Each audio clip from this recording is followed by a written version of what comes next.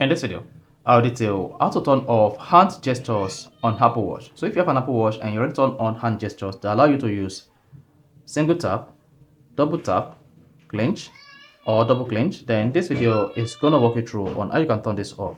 So if I don't know this video, you found this video helpful and informative, please don't forget to like and subscribe. Now the first one to do is press the digital crown just once to exit the clock face, like this. Then click on settings on the app menu. Then in the settings page, scroll down and scroll to accessibility. Once you get to accessibility, tap zoom. Then under zoom, scroll down.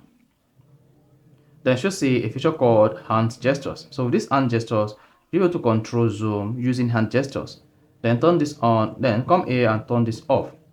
Then once you disable this, all the hand gestures under the zoom features will be disabled, including clench, double clench, tap, and double tap. See that? So that is how you can easily disable or turn off hand gesture on Apple Watch. If you found this helpful and informative, please don't forget to like and subscribe.